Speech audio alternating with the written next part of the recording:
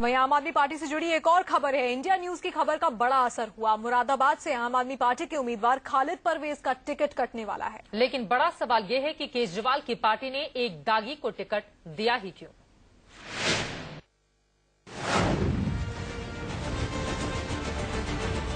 मुरादाबाद से आम आदमी पार्टी के उम्मीदवार खालिद परवेज का टिकट कट सकता है।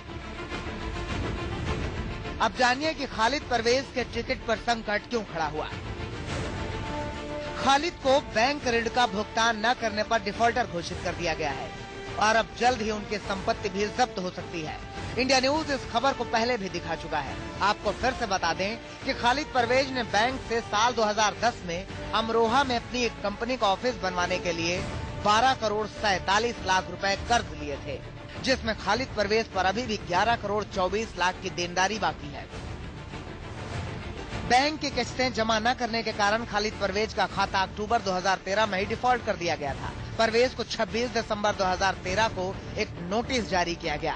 परवेज ने बैंक से 31 दिसंबर 2013 तक पैसा जमा करने की मोहलत मांगी थी, लेकिन बैंक की मोहलत देने के बावजूद वो पैसा नहीं जमा कर सके।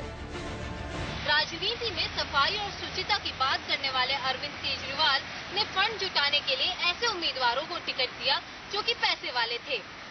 अब जब इन उम्मीदवारों की ईमानदारी पर सवाल खड़े होने लगे हैं, तो केजरीवाल ने टिकट काटने का फार्मूला अपना लिया है।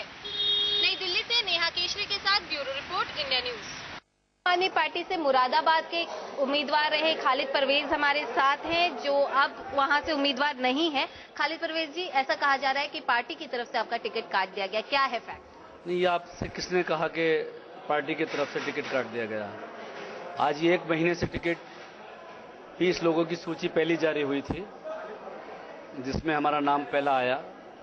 मुस्लिम नेम पहला था, यूपी से पहला नाम पहला था। तो उन्होंने कुछ सोच समझकर ही स्ट्रॉन्ग कैंडिडेट, एक अच्छी छवि का कैंडिडेट समझ के हमें उतारा।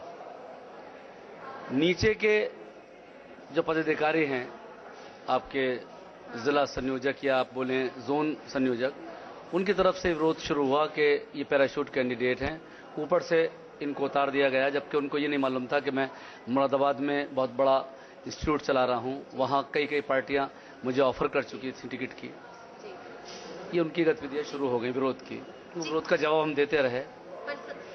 सर, सवाल ये है कि आप पे बैंक की धोखाधड़ी का आरोप लगा, जिसका सवाल जो पूछा, अब आपका दूसरा सवाल स्लिप कर रही, तो मैं उसका जवाब देता हूँ। बैंक का जवाब दे चुके। बैंक का धोखाधड़ी का तो बहुत बड़ा ब्लेम है, जिसका मानहानि का जो भी कहेगा मैं दावा करूंगा, क्योंकि बैंक ने खुशामद करके लोन दिया। 4 साल से उनका रिपे हो रहा है, सारा का सारा 6-7 करोड़ रुपया उनका रिपे हो चुका है। जैसे जैसे वक्त करीब आएंगे, अभी देखिए आम आदमी पार्टी के भीतर और क्या क्या होता है। फिलहाल रुकेंगे एक छोटे से ब्रेक के लिए।